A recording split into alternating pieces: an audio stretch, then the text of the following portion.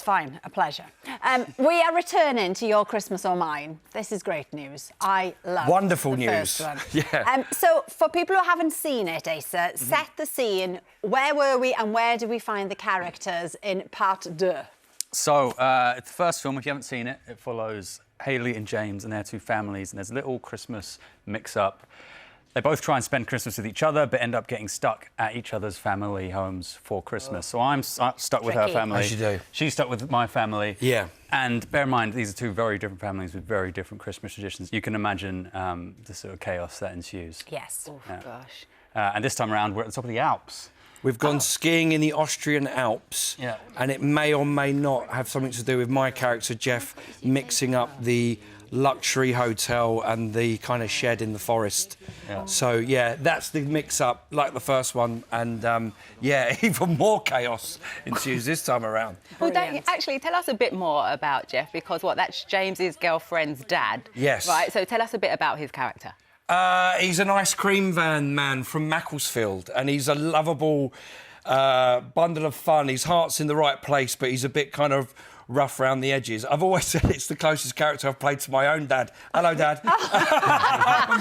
But what's great about the second movie is that, the first one was such a hit, and we've got all the same characters, all the same character dynamics, and we've just transported them to a completely different location. So it's a wonderful script from Tom Parry and a wonderful ensemble to act with. Well, as you say, all the classics are back. Angela Griffin, Alex Jennings. Was it nice to be reunited in the Alps? I bet you had a lot of fun filming. Oh, it was tough, wasn't it, eh? Oh, yeah, the spas, there's just the saunas.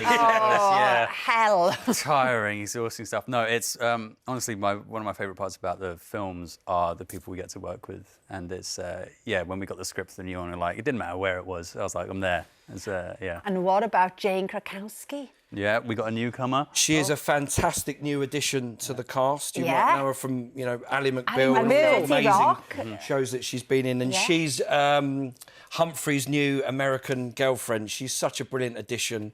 She was a bundle of fun. Yeah. She was cracking jokes left, right and centre. Yeah. And she's just wonderful in the movie. Oh, don't you, during this filming, you had two jobs on the go as well. Yeah, I was performing Guys and Dolls at the Bridge Theatre, which I'm still in now, 24th I need to see it. It's supposed to be incredible. Yeah, Not even no, just I mean, saying that. everything was compounded by the fact I'd said yes to Guys and Dolls. So I actually used my 2-week holiday up to go to the Austrian Alps, but then my there was always a goodness. 3-week shoot back in the UK.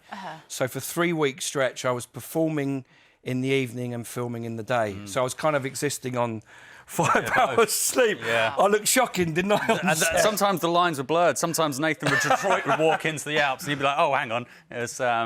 no, yeah." I don't know how you recommend did it, though. Yeah, I don't recommend doing I two don't know how you jobs at did it. once. But, they all looked after me, and Yeah. thankfully I didn't play the wrong character in the wrong production, and it all came out all right. Well, one of the actors that you sort of bonded with, can we say an actor? I don't know. It's a goat called Klaus. You really did bond with him, didn't you? We had a very close relationship, me and Klaus. He was, I was designated goat handler. Amazing. Bear in mind, this isn't like a stage goat. I don't think they have stage goats. He was